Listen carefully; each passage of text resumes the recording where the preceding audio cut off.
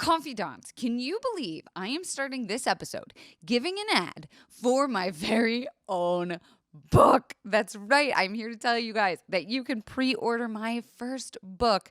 Don't fucking panic. The shit they don't tell you in therapy about anxiety disorders, panic attacks, and depression. Right now, you guys can get it at shop.catalog. I'm going to put the link below. They have some other really gorgeous books. I mean, that's what made me want to stick with them as a publisher. Their content is just gorgeous. It's relevant. It speaks to the soul. It's written by real people your age. You should check out all of their stuff. And of course, my book, Don't Fucking Panic, is filled with tons of exercises, stories, anecdotes, journal entries, coloring pages. It's got it all. It is long. It is something you can bring in the car with you, in your bag, in the purse, on an airplane, on a boat. I don't know what you're doing in your spare time. Bring it anywhere you want, because this book is meant to be written on, laughed in, cried upon, torn apart. It is a book that I truly made for you and your soul and your mental health. So get it now, pre-order it. The link is included below. Let's start the show.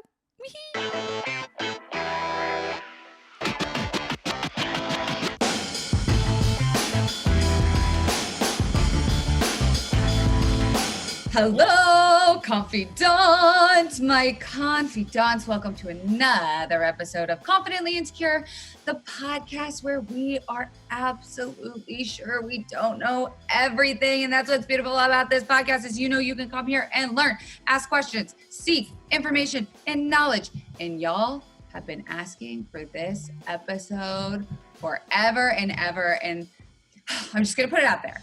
We are talking to Madison Hall, the professional journalist, business insider. You are, with the way we know each other was from you interviewing me for the book that is coming out, by the way. Hopefully I'll have more information about that when that comes out soon. Well, I mean, I was aware of you. I knew of you for the BuzzFeed world, yeah. right?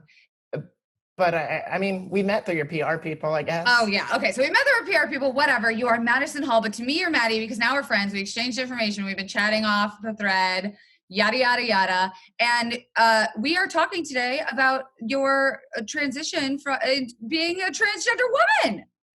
That is a big part of my life. Let's just fucking say it. And here's the thing. I've been wanting to do an episode just about like transition and, you know, the nuance and the, you know, like I thought it would be super easy to reach out to like a celebrity who's super open about it and kind of get like the spiel and, you know, the story that kind of everyone knows. But I kind of love that you're the person we're talking to because you're like a journalist. You're like a regular person whose identity was kind of thrown into the world. I guess I should explain a little bit of background. You posted a tweet earlier this year, just off the cuff, where you said a lot can change in 2 years. And it was a photo of, and please correct me if I'm wrong, do you prefer the term pre-transition or pre-confirmation? I don't know if I've heard pre-confirmation, so pre-transition's fine. Cool. So pre-transition and 2 years later, and oops, whoops, you went completely fucking viral. And not to mention that this was a week before you were supposed to start your big girl job at where the company you work out now. So like, let's just dive right into that first. It's like, what the fuck was it like becoming viral for being a transgender person? It was chaotic. I think I had gotten a new dress I enjoyed and I was like, oh, I'm going to put on some lipstick. And, you know, there was some good lighting. So I took a selfie. And I took the selfie and I was like, okay, I'm kind of feeling myself right now. I'll just toss it out here. It's like 7 p.m. and went to bed. I was like, okay, this is blowing up a little bit. And then when I woke up, I was like, oh, okay, we're at 30,000 likes. Already bigger than anything. My God. I mean, already it was like, that's like a mini viral. thing. Like, okay, whatever. Who's counting? Well, it's funny because people I talk to, I'll be like, oh, like, I had this weird experience where I went viral, and they're like, oh, okay. And then I'll show them the final count, which was, I think, like 620,000. Oh my God. And they're like, oh, you went viral. Right. Which like, there's weird levels of viral that I hadn't considered. Like, you become like a piece of feel-good news almost. And like, as a journalist, you know that there are both sides to the coin. You, of course, got so much support and love just for posting a fucking picture. You weren't like taking a stance and like revolutionary. Like, you were just being who you are and being like, this is just my authentic self. Here's like a photo. And the support you received was amazing. But of course, there are going to be those fucking Twitter trolls who just say whatever they want.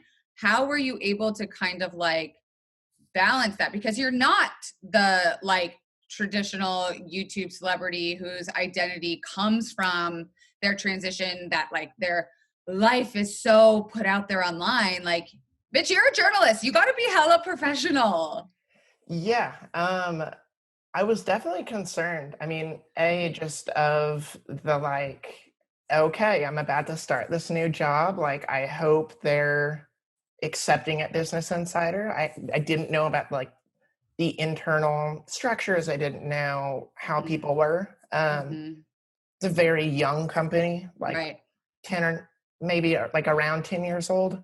A lot of young queer people. And Hell so it was really, so no, that was great. But online it was weird because it was like ton of support, tons of love. And then conversely on the other side, it was just like all the hate you can imagine. Right. Like sexual assaulty DMs. Oh, Christ. Really weird. In the trans community, they call people like certain people like chasers. If like you go on their Twitter account and it's clear that they're like only following trans people, like sexually.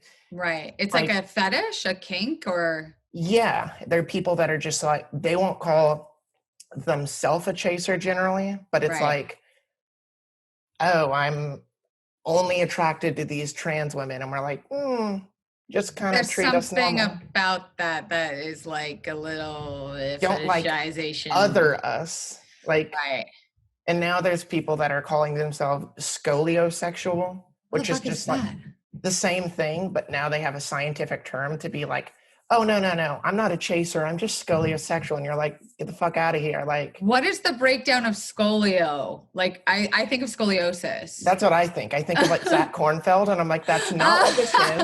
Quintini, shout out. Yeah, shout out to Hot Ankles Kornfeld. Oh my God, love it. But no, I don't think it's anything like that. I think he'd be a very supportive ally. Of course he is. But yeah, no, I don't know the like etymology, Latin, whatever. Latin breakdown. All I know is it makes me uncomfortable. Yeah. And so you get some of that, right? And had you been, is the proper term, out with your identity publicly to friends and families? Like, how long, your age right now, 23? Yeah, I turned 23. I'll turn 24 in February. Yeah. Yeah, I know, I'm getting old. Yeah, right. Talking to a 30-year-old here. Yeah, so I guess a little background. Yes, please. You're like, I'm a journalist. Let me get the story arc correct. Yeah, I'm like, all right, like I gotta chat with management, and then no. Once upon a time. Yeah, I started hormones on February 5th, 2018, but like, who's counting? After like, years of self-discovery and figuring that out, which we can totally hop into. Sure. But so that was that. I definitely did it pretty secretly and quietly and didn't really tell many friends. I definitely didn't tell my family for a while. Wow. Yeah. Okay. Parents actually found out. So if I started in February, I went to the University of Missouri. My condolences. No, I mean, is it misery? Yeah, no. Wait, is it in Kansas though? No. University of Missouri is in Columbia, which is in like central Missouri. Okay, everyone ignore me. I don't fucking know. Kansas City is partly in Kansas, though, which I think is where you're getting that. But yeah, okay, fine. So no, I had planned on telling them during spring break, which would be like March, April-ish. Mm-hmm. You know, I was on their insurance. I was paying for it through them. So I was like, I just like cross my fingers, nothing happens. But like late February one night, I get a call from my mom and it's like, hey, like, did you get some blood work done? We got a letter from the like insurance saying that you did. I was like, oh yeah, like I was a little sick. It was precautionary. You know, told you ahead of time. I'm really sorry. And like, yeah, like we're paying your bills right now. Like, just tell us, keep us in the loop. Like, yeah, of course, slip my mind. Yeah. Phone call ends. I'm just like, okay, whew, that is. I'm like, that is the closest that you've come. Yeah. Now, can I ask, pre-transition, did you identify as like sexually one way or the other? I mean, externally, just completely straight dude. I went out with women, and I mean, I guess it's weird. It's hard to think about now because it's like, okay, like if I only liked women then while I was straight, then I'm gay now. The math, I remember like when Caitlyn Jenner came out and people were like, wait a minute, there was like flow charts being passed around trying to figure out, it's like, oh my God, who fucking cares? But I do think there's probably some like pieces of that you bring into your identity now where you were trying to figure it out. Yeah, and I think there's a lot where like, oh, what I used to consider myself, I mean, it's funny. I used to be like, oh, well, I'm not gay, but like men are kind of cute, but like I would never do that unless I was a woman. Because you do these mental gymnastics where you're like, it couldn't be. Right. Clearly. And then like, as that moved forward, I was like, okay, like maybe I have to reevaluate this. Sort of just a small reevaluation. Yeah. And I feel like nowadays I sort of just call myself queer. And I mostly am just like, I can't see myself not marrying a woman or feminine-ish, I guess, non-binary person. But I have nothing against like being or sleeping with somebody more masculine, I guess. Sure. It's all a fucking spectrum, right? Yeah. I think what I've learned is that like nothing is as clear cut. And we always say it on this podcast that it's like, it's just to make other people comfortable. So like the mental gymnastics you talk about, it's like, well, if I have to tell my parents, like they can't understand because of their old school beliefs or their upbringing of like what relationship looks like. So I have to give them something that they can understand because it's about like understanding, right? Or maybe not even understanding, just about like their brains need something to hold on to. Yeah. And going back to that phone call with the parents. Right. Like, so that ended. I'm like sitting up in bed, like I'm sure I was pale as a ghost. I mean, I'm already really pale. So same. And then a couple minutes later, my mom calls back and is just like, haha, like they must have made another mistake too. Says they prescribed you like estrogen. And she's looked back and said like, oh, I expected you to be like, oh, well, that's weird. That must have been a mistake. But I was just like, so I gotta tell you something. It can't really. And so it was just weird over the phone call with my parents that was really emotional for like every side. But yeah, no, they were nothing but supportive. They definitely like took it hard in the sense of like, we didn't know this. And I think the moment I knew that like my mom and parents were really supportive was when my mom was getting really emotional and was saying, I'm not sad. I'm not angry at you. I'm just sad you had to go through this by yourself for so long. Jesus, like that's like the answer you want to hear. Yeah, it's 100%. It's so sweet.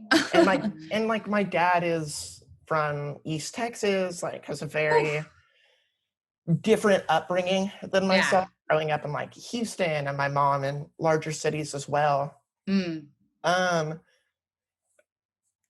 So I was like, I'm pretty positive that he'll be supportive, but I knew it would take longer to digest. You prepped yourself in your head of like what this scenario would look like, and did it follow suit to what you thought? I'd say for the most part. Like they've given me nothing but support, but it's definitely been a really big learning experience. It has definitely been interesting and really heartwarming to like when I was coming home sometimes, or like visiting from when I was living in New York. It would be like, oh, I come home and there's a Janet Mock book or a trans parenting book sitting on the table that they were reading the night before. They hadn't told me about that, but like they weren't also like this book, like folded with pages open. It wasn't like, oh, hey, I'm going into bed for tonight, and under the pillow is like photo proof of my mom. No, like they weren't pushing it. It was just like their own time. Yeah, and that was really nice and heartwarming to see. And my brother did the same. Oh, I was going to ask if you had any siblings and how. Yeah, I have an older brother who turns 29 in a week from today. Oh, happy birthday, brother. Oh, wait, a week from yesterday, excuse me. But happy early birthday to William Hall. And yeah, so we live, I mean, like, very cool person. We just have very different jobs in that I'm a journalist and he's in his last year of studying to become a rabbi. Very different views. Well, I mean, which is also interesting because my mom is Jewish, my dad's Christian, so you get an interfaith couple, of course you get a journalist and a rabbi. That's hysterical. It's like a Jewish woman and a Christian walk into a bar, and what comes out? The joke was always that, like, my mom made sure the kids were Jewish, and my dad confirmed and made sure the dogs were Christian. Oh my God. That was the sort of deal. But amazing. No, my brother was also nothing but supportive. Well, I don't know anything much about the Jewish community in regard to like identity and sexuality. It's only been what I've seen through the media of like that Rachel McAdams movie. And like, I always joke that like Jewish guys were my like favorite person to date because like they had like severe mother issues and like were always, tall, lanky, and had the dark hair. Like between my friends, they were like, if he's Jewish, Kelsey will have sex with him.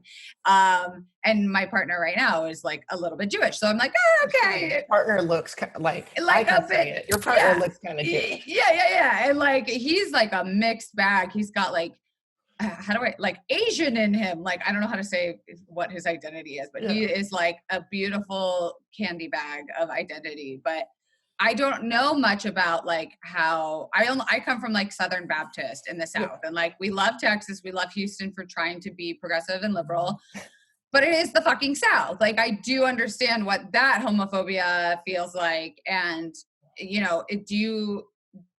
do you talk about that, about like your Jewish faith and how that was affected or wasn't? I mean, that's a good question. I think, frankly, in the past, like I grew up going to like private Jewish schooling, education, and then like in college worked at Hillel for a number of years. So I was very like in that Jewish bubble for a really long time. Frankly, like to some degree, I got kind of burnt out from just when you're so like inundated in a community, it can usually go like you either get burnt out or you like really stay involved. You go off the deep end the other way. Yeah. And I mean, nothing wrong with that, but sure. Unless you're a Southern Baptist, I will say. Have no shame. I don't know enough about that to talk, but, no, I mean, at least from the like reform, maybe conservative Jewish side, nothing but support. I don't really have any ties to like Orthodox Jewry. So I can't really give any. Wait, did you just say the word Jewry? Uh-huh. Oh My God, that's a fantastic word. Jewelry? Yeah. I've never heard that before. I mean, I don't know every grammatical, like, I mean, you're a journalist. Yes, you do. You know, okay. I know every grammatical instance. Yes. I know the AP style. There you go. Jewelry is absolutely going to become part of my vocabulary. Like American Jewry, like American Jews, things like that. Right. I'm sure. Yeah.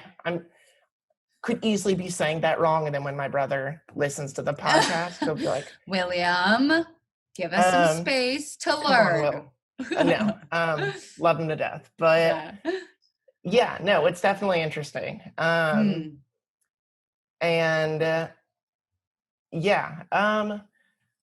there are like interesting instances where you look back at like Jewish mysticism and there's certain like,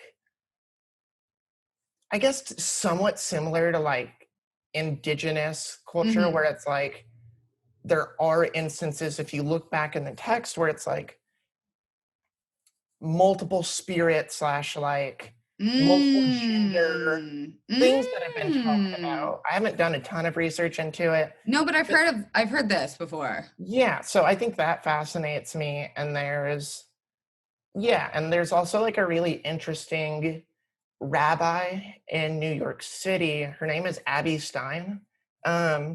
She's transgender and was part of a super Orthodox community. Basically, in certain sects of the Orthodox community, there's the Baal Shem Tov, he's not God, but he was very much a like super put on a pedestal figure of this man close to God. And her family and father are supposed to be like direct descendants of him, which is like a really big deal in that community. And when she came out, she got kicked out of that community, but has continued to like really be an active Jewish voice for trans people. And it's been really, really fascinating to see her continue that and like explore Judaism and give a community to the and kind of also have like proof to say something, you know, like I feel like with Southern Baptism, it's like love your neighbor unless they're gay, then fuck them. And it's like love your neighbor unless they're like a different, right? Like it's very pick and choose. And I think to have a community that does say, well, like, hey, if this is the text you study and this is how you interpret it, like, are you really being a religious community here? But that's heartwarming to hear that you felt supported and loved. And, do you feel like you had a easy coming out or an easy transition considering the way that it was like? I think all things considered, I'd say I'd call myself lucky. I'd say I had it a lot easier than most, just given that other than that post going viral and receiving also a ton of hate, like I received really nothing but support since coming out. Right. And I think I'd be remiss if I didn't note that like that's not super normal. Right. Yeah. And that like I'm young, like I've only had a couple jobs since college, but when basically before I graduated college, I had a job lined up, but like sitting down and being on a phone call with like their CEO, it was a small startup, and just being like, hope this doesn't change anything, I'm trans.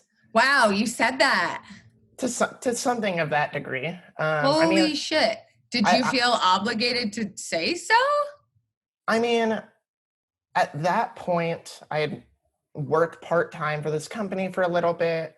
We had essentially agreed that I was going to move up after college and work for them full-time, to the point that like we had, he followed me on Facebook. Like we were friends on Facebook.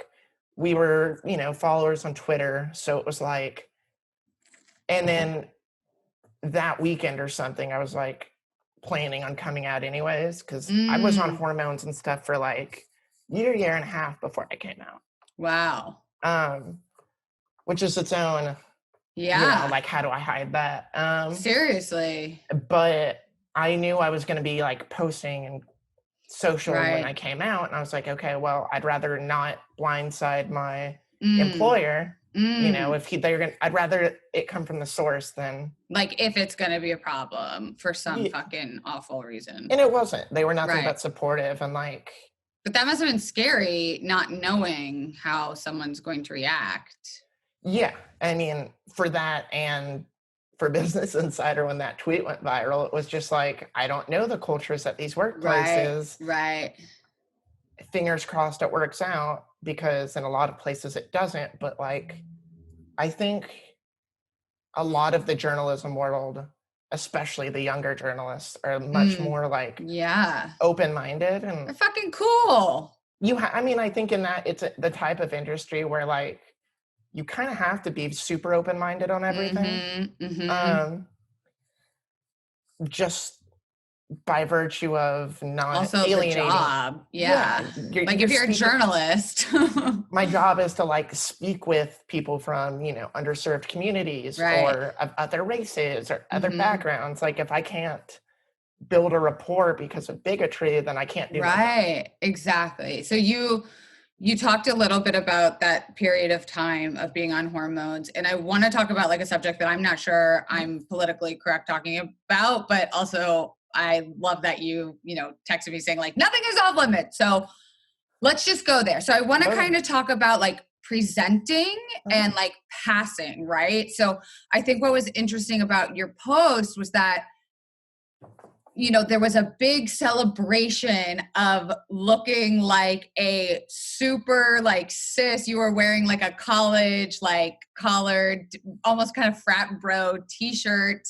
And then you're on Bourbon Street, no less. Yes, you're holding like a fucking one of those hand like grenade. New Orleans, like neon drinks with the huge straw. And then, the picture you posted, so feminine, and like I don't even know if I should be saying that, but like so gorgeous, so feminine, and people are like, wow, you look so much better. And you're like, I don't know how I feel about that. So can you tell me a little bit how you feel about that, and maybe also the process of like figuring out what, I don't know if I'm saying this right, so I apologize if it's, but like what kind of transgender woman you want to present as? Yeah, 100%. Is that right? Am I fucked up? No, I don't think that. I think that's a fascinating question. I mean, just to start, I don't think there's any need. I don't think any trans person needs to focus on like passing unless they want to. Fair. I never have really heard that. And by passing, I mean like looking cisgender, not trans. Right, because people think of trans as like you go from straight masculine male to like hella feminine dress woman, and like people don't ever talk about the in between. Yeah, and there's a ton of in between. Right. I mean, it's funny looking back because like in high school, fucking was a captain of our lacrosse team. Oh my played God. 2 years of football. I did a ton of theater and like improv and things like that, Hell yeah. Girly things. Sure. But like, all things considered, those are pretty hyper masculine, like. Yeah. But yeah, I mean, can you repeat the question? Like, what? Yeah, no, I do this. I ask like 3 questions in one because I'm trying to like get it all out. But I guess that period of time when you started taking hormones and like until you felt like so confident enough to post that picture, can you talk about like the thought process of how you decide what you want to look like and how you want to present? Yeah, definitely a process. Like, I mean, you're going on like if you go on like feminine hormone regime or whatever. Yeah. Like They're definitely slower changes at first. So like definitely things you can sort of get away with, and like, you know, softer skin, like great, like lower body hair, it's things like that. So it's like not the most noticeable things. Sure. But then it's like, hey, it's been a couple months, kind of have boobs. How do I hide that? Because it's like summer in Missouri. Wow, yeah. And like, that's actually what spurred me coming out to like all the guy friends I have. I had a panic attack the day I was supposed to go. Love. I had like my first panic attack like the day I was supposed to go to a like lake. Fuck. I was gonna go to a lake with them. I told the girls, they already knew. Yeah. Even though I was a lot closer to the guys, it was like, no, the girls are gonna be cool with it. It's safer. Yeah. Yeah, it felt a lot safer. But it was also just like, the guys don't know. And then it's sort of like the whole Instagram, like, what boobs are good boobs? Sure. Where it's like, what gets banned and blocked or removed? And like, what's a male nipple versus a female nipple? Right. Because, you know, things change and it's like, I don't know. But what can you get away with? Yeah, I had like a kind of panic attack about that. And then the next day it was just like, we're watching the World Cup, like drinking Bud Light in a dirty like college apartment. Right. And it was like commercials like, hey guys, like I have something to say. And I told them, and then everybody was like, oh, okay. And then like really? Back to all the guys just went back to watching soccer. And I was like, are you fucking serious? Like not that they didn't handle it correctly. I was just like, that I worked that up for so long. Sure.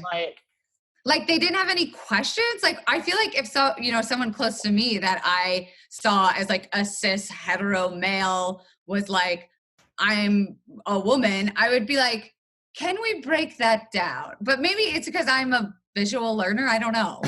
I mean, you know, maybe I should have had a big paper, like pointing, like, here are the steps. Yeah, no, yeah, it wasn't like that. That's amazing. But like, so that was really dope. And then going back to the whole, like, how do you dress and figure that out?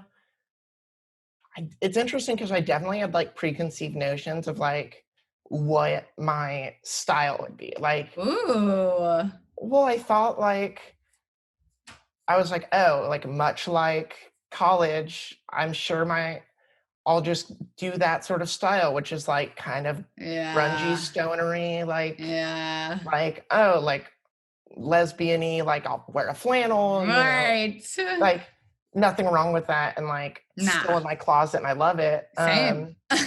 But then it was sort of like, oh, like I've gone thrifting with some friends and things like that, and it's like, oh, interesting that like none of the stuff I've picked are of that nature. Like, right. It's one of those like, oh, I didn't know that I and I don't have the energy or time to be like a high femme, like I don't understand that anybody has that time. Like, but I do think that like my style and dress has become like more femme than I thought. And like, shout out to Target for having like, girl, tell me about it. Literally like half my wardrobe is from like Target, if not more. Same. This dress, Target. I'm sure I have. Yeah. Oh God, Nate Burkett. Like I could talk about it forever, but I won't because it's another podcast. Yeah. Yeah, but so that was just sort of a slow thing. And like, did you find yourself following like social media? Like, sorry to interrupt your thought, but I have to imagine like coming out as trans in this generation, because you're technically still a millennial, right? But I'm sure I'm in the cusp of Zoomer and millennial. Yeah, I'm like that weird gray area. Yeah, 23 and like the cutoff is here. Right. It's like I think it's when they say you're like a cusp on. Like a astrology. Yeah.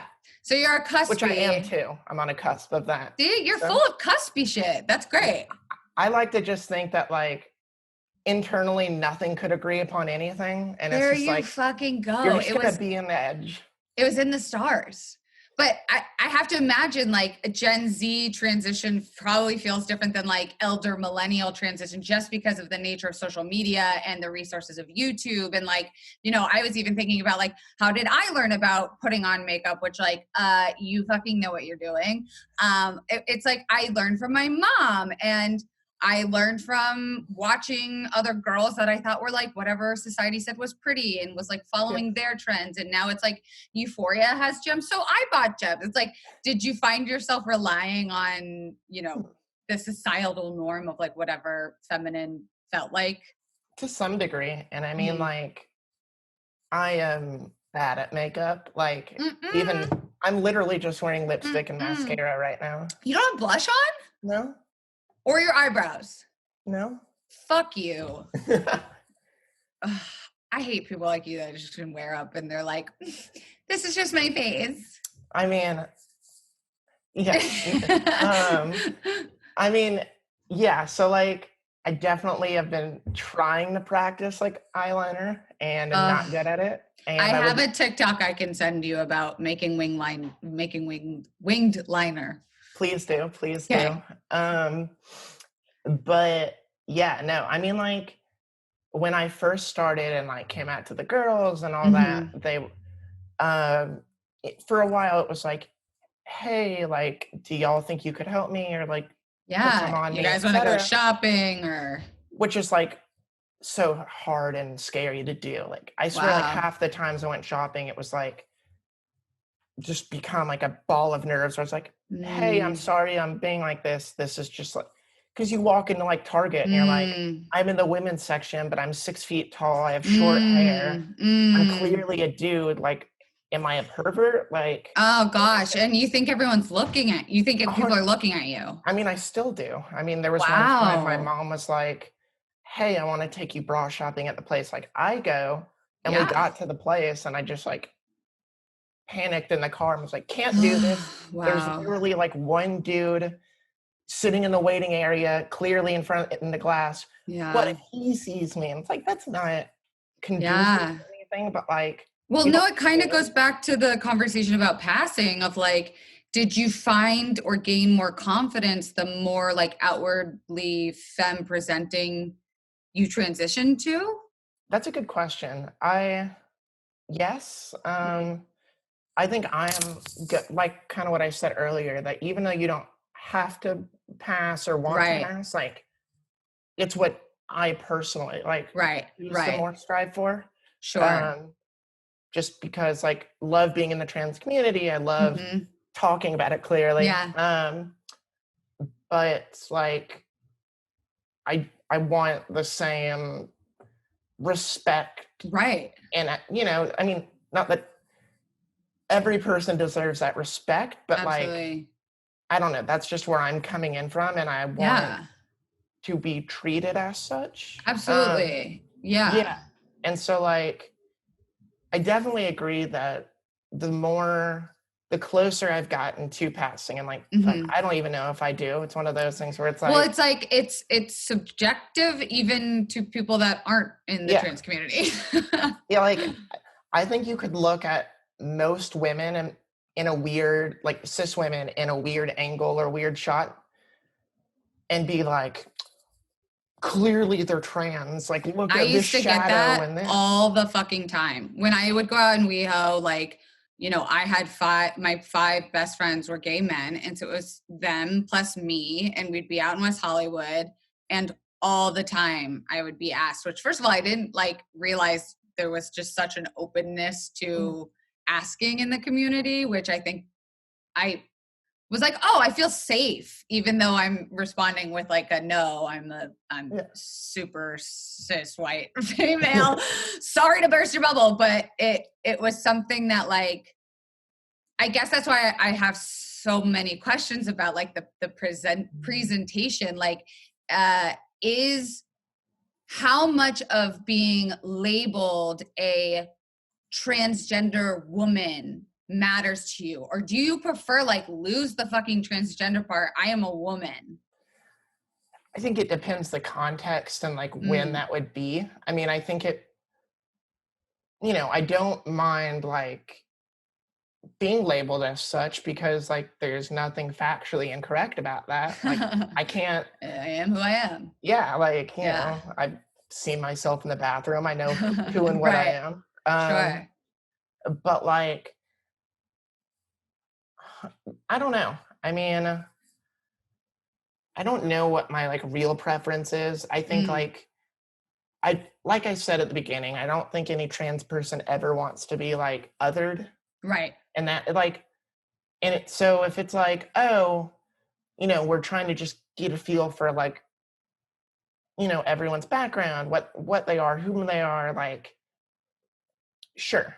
Like, yes, I am a transgender woman. But if it's just like, hey, like all the girls are hanging out over here. Right. It's like, oh, if you raise your hand, all the ladies in the room, like, hey, like in the club. I'm not going to be like, my arms aren't up because technically I'm a transgender. I'm halfway. Yeah, I'm like, no, like that's not what I'm going to do. I'm like, fucking work for this identity. Like, right. Because I think two people, like, I think I used to say on my podcast as an intro, like, ladies, gentlemen, and those between, and like I got people saying like, hey, sometimes between makes it feel like there's an end destination. And so I changed it like ladies, gentlemen, and those who are neither. And I don't know like if that's really the best way either.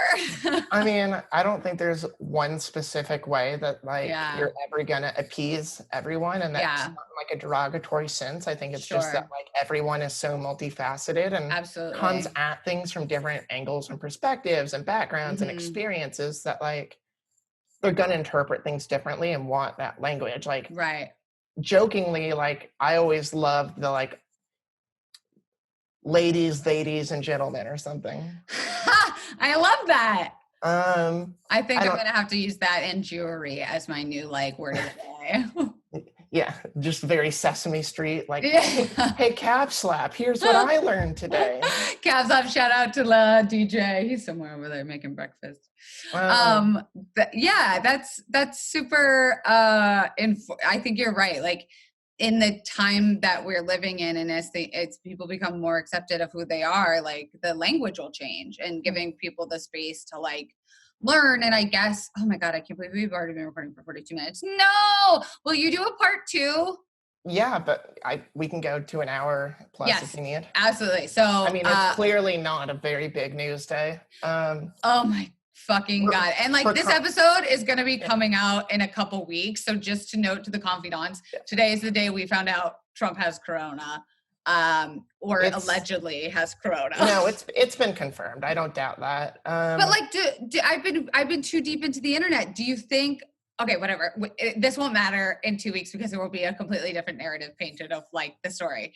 But maybe, hey, now that we've brought up the big orange man in the room, let's chat about it. How were you in 2018? Like, I feel safe with this fucking administration. And, you know, how do you feel now knowing, you know, what's going on in the Supreme Court? I'll say this carefully, just considering like I work on you're a journalist. Desk Sorry. No, you're fine. You know, but from like a trans perspective, like it's been interesting. I mean, we've definitely seen an increase in like the whole minority communities, you know, seeing that increase in attacks and disparagement, etc. I mean, I think the bigger concern for me has always more been like, what about protections and legal protections and health protections? And like, frankly, I was really surprised when the Supreme Court upheld the decision a couple months ago about like transgender people getting those protections in the workplace. We were like, oh. It was like, okay, not the position I was expecting. And like, I was waking up every week expecting that decision and being like, all right, this is the week that I am able to be fired because of whoever I am. Right. I don't think there's been a huge shift from 2018 to 2020 other than like, a new Supreme Court justice, which could reshape that. But like, I don't think there's, at least in my perspective, and I know that that's going to be completely different from others. Mm-hmm. It's going to be very like, I don't have that much of a shift from 2018 to 2020, other than like, I'm much more ingrained in this community and I understand their concerns and fears a lot more. Right. And I wrote like a voting piece about potential disenfranchisement of trans people. Tell me a little bit.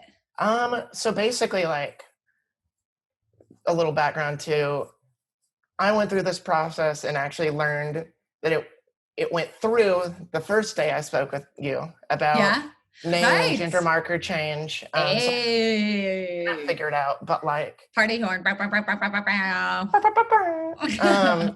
no, like, basically right now within the court systems, it's really screwed up and wonky because many courts aren't seeing in-person cases. And when that happens, like, at least in Texas, you e-file instead.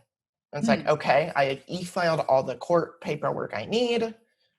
And then what would normally take just a few minutes in person, it was like, hey, this might take up to 6 to 8 weeks. Oh, shit. And this is for your name and gender markers change, which would then affect how you vote, or like how the voting comes to you, or?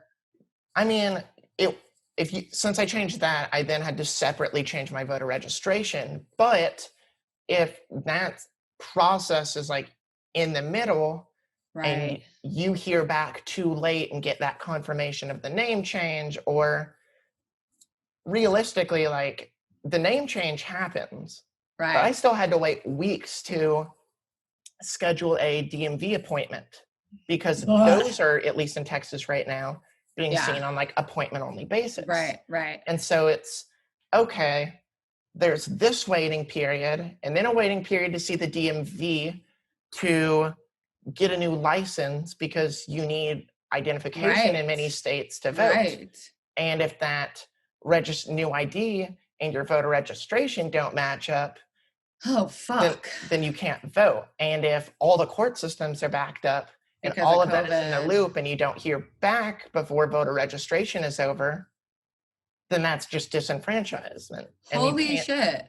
And is that going to happen to millions of people? Probably not. But for a small community of people whom are particularly affected, you know, by certain issues and want a voice in this election.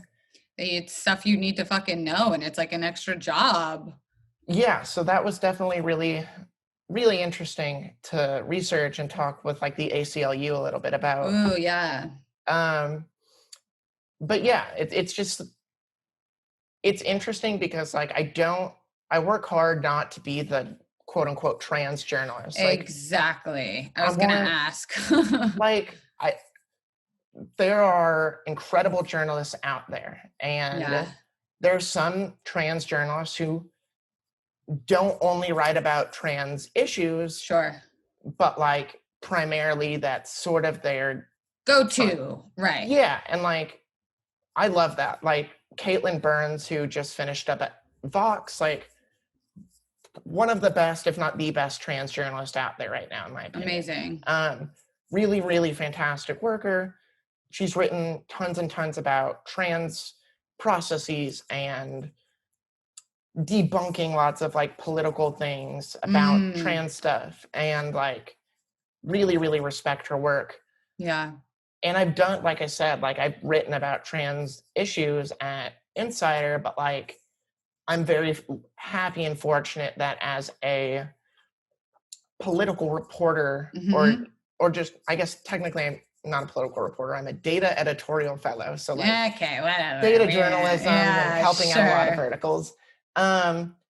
But like 99% of my work doesn't have to do with that. And I can make a name for myself and just be that dope female reporter rather than like who covers mental health books coming out too. That came up. She's multifaceted. Exactly.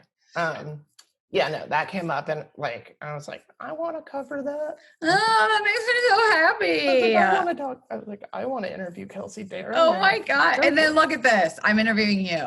And honestly, like, we are wrapping up, and I have to do PR for the book after this. So I do kind of want to do like a part 2 if you are interested. Cause like I said, I never get to my actual questions because I just start talking and it becomes just like a fucking conversation with a friend. And, but in the meantime, until we do a part 2, can you tell the confidants where you would like to be found or followed or read? Yes.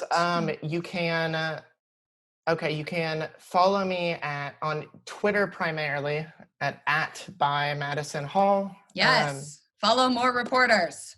Yeah. Follow all the Business Insider reporters. If you're really interested in the elections, follow Grace Panetta. Don't know her Twitter name, but she's look it up. absolute goddess. And follow Jessica Huseman at ProPublica. Just fantastic.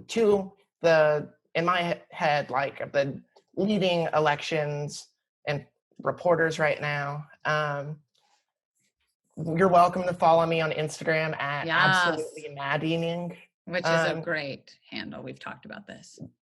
And and then my, I guess, like insider author page would be like businessinsider.com/author/Madison-Hall, I believe. That's like BuzzFeed. We have the same exact link. We'll put it all in the description below. Yeah, so that's that. And one last thing, just because my name is really weird and I learned this like out of the fucking blue and it pissed me off. What? Apparently, you search Madison Hall transgender, you learn that there is, I believe, an Australian murderer who is trans with that same name. You're fucking kidding me. No, and so like, oh shit.